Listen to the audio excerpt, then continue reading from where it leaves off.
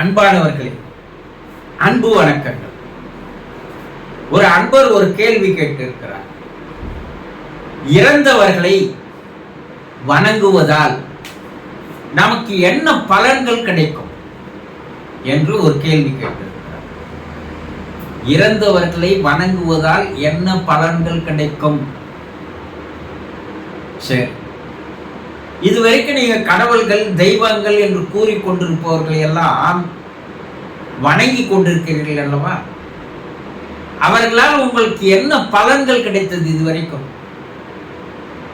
நீங்க வேண்டிய அனைத்தும் கிடைத்து விட்டதா? உங்களுடைய பிரார்த்தனை அனைத்தும் பலித்து விட்டதா? நீங்க விருப்பப்பட்ட ஆசைப்பட்ட அனைத்தையும் இறைநிலையானது தந்து விட்டதா? சொல்லுங்க. ஏதோ ஒரு நம்பிக்கையின் அடிப்படையில் தானே நீங்க வணங்கி வரீங்க. நீங்க இதுவரைக்கும் வணங்குற கடவுள்களை எல்லாம் நீங்கள் தயவு செய்து பார்த்து இருக்கிறீர்களா? கொஞ்சம் உங்க மனசாட்சியை தொட்டு பாருங்க. நீங்க சிவனை பார்த்தது உண்டா? இல்ல உங்க அப்பா பார்த்தது உண்டா? இல்ல உங்க தாத்தா பார்த்தது உண்டா? சொல்லுங்க. நீங்கள் யாரை கடவுள்கள் தெய்வங்கள் என்று சொல்லி வருகிறீர்களோ அவர்கள் யாரையும் யாரும் இதுவரை பார்த்தது இல்லை. இப்ப சித்தர்கள் எல்லாம் பார்த்தத சொல்றீங்கல்ல, கேட்கலாம். நீ எதை ஒன்றை உருவத்தை நீ மனதிலே மிக ஆழமாக பதிய செய்து வருகிறாயோ, இந்த சூப்பர் கான்சியஸ் மைண்ட் என்று சொல்லக்கூடிய அந்த ஆழ் மனதில் நீங்கள் ஒரு உருவத்தை பதிவு செய்ய செய்ய செய்ய செய்ய நாளாக நாளாக அது உங்களுக்கு எதிரில் வந்து அந்த உருவமே நிற்பது போல காட்சி தரும். இதைத்தான் சித்தர்கள் பார்த்தார்கள். ஆனா யாருமே உண்மையாக எந்த கடவுளையும் நேரடியாக பார்த்ததோ பேசியதோ கிடையாது.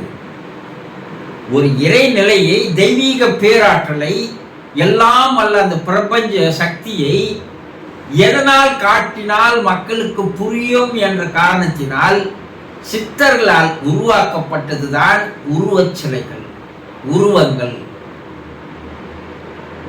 அரூபமாக இருக்கின்ற அந்த அதி பேராற்றலை கண்ணுக்கு தெரியாது. அதை உருவமாக மாற்றி வணங்கினால் அந்த உருவத்தின் மூலமாக அருவத்திற்கு செல்லலாம் என்பதை சித்தர்கள் கண்டுபிடித்ததினால்தான் பக்தி மார்க்கம், கர்ம மார்க்கம், யோக மார்க்கம், ஞான மார்க்கம் என்று 4 படிநிலைகளை வைத்தார். அப்போ மனம் ஒன்றி போக வேண்டும். யார் ஒருவருக்கு மனம் ஒன்றி போகிறதோ, மனமில்லாத போகிறதோ, அப்போ பிரபஞ்சத்தினுடைய பேராற்றலோடு உங்களுக்கு ஒரு தொடர்பு, இணைப்பு ஏற்படுகிறது. அப்போ நீங்க கேட்டதை அனைத்தும் பிரபஞ்சம் தருகிறது. ஆனா நீங்க உருவத்திலேயே நின்றுறீங்களே தவிர மனம் அங்கே செயல்பட்டு கொண்டே இருக்கிறது தவிர மனம் இல்லாமல் போகவில்லை. இப்போ ஒரு நம்பிக்கையை இந்த இறைவனிடம் நான் கேட்டால் எனக்கு தருவார், எனக்கு பலன்கள் கிடைக்கும், பயன்கள் கிடைக்கும் என்று நம்பி வருகிறீர்கள். உங்கள் பாட்டனார் சொன்னார், உங்க அப்பா சொன்னார், நீங்களும் அதை நம்புறீங்க. ஆனா இறந்தவர்கள் உங்களோடவே வாழ்ந்தவர்கள், உங்களுடைய தாய் தந்தையர்கள் உங்களோடவே வாழ்ந்தவர்கள், உங்களை உருவாக்கியவர்கள், இந்த உலகத்திற்கு கொண்டு வந்தவர்கள் இல்லையா? அப்போ அவர்களை நீங்கள் கண்ணால் கண்ட தெய்வம் ஆகும். அதனால்தான் நம் முன்னோர்கள் மாதா பிதா குரு 4வதான் தெய்வத்தை எடுத்து வச்சாங்க தவிர முதல்ல தாய் தந்தையை தான் வச்சாங்க. அன்னையும் பிதாவும் முன் அறி தெய்வம். அவங்க தான் முதல் கடவுள். யாருக்கு? உங்களுக்கு. அவங்க பல ஆண்டுகள் உங்களோடு வாழ்ந்தார்கள், உங்கள் உணர்வுகளை பகிர்ந்து கொண்டார்கள். அப்போ அவர்கள் நீங்கள் கண்ணால் கண்ட கடவுள்.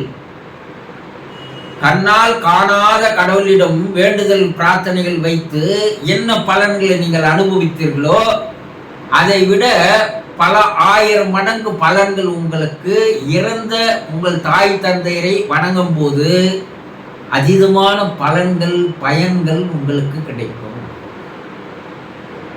அப்போ அவர்களை வணங்குவதால் அளவற்ற நன்மைகள், அளவற்ற பலன்கள் அவர்கள் உங்களுக்கு வழங்குவதற்கு தயாராக காத்திருக்கிறார்கள்.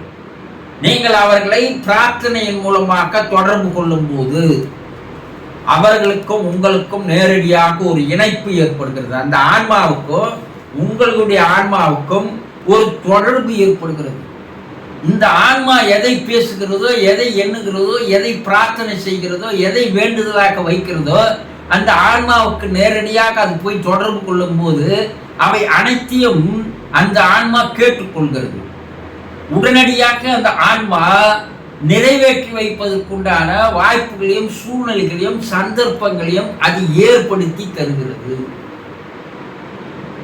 இறந்த தாய் தந்தையரை வணங்குபவனுக்கு வாழ்க்கையில் எல்லாமே கிடைக்கும் என்று சித்தர்கள் கூறியிருக்கிறார். ஆக கண்ணால் கண்ட கடவுளை வணங்குவதால் உங்களுக்கு நன்மைகள் கிடைக்குமா, கண்ணால் காணாத கடவுளை வணங்குவதால் உங்களுக்கு நன்மைகள் கிடைக்குமா என்பதை நீங்களே சிறிது நேரம் தனியாக வந்து சிந்தித்து பார்த்து ஆய்வுக்கு எடுத்துக்கொண்டு அதன் மூலமாக ஒரு தெளிவு பெற்று இறந்தவர்களை நீங்கள் வணங்குவதால் உங்களுக்கு பலவிதமான நன்மைகள் உங்களுக்கு கிடைக்கும் என்பதில் எந்த விதமான சந்தேகமும் தேவையில்லை. புரிந்து கொண்டீர்களா?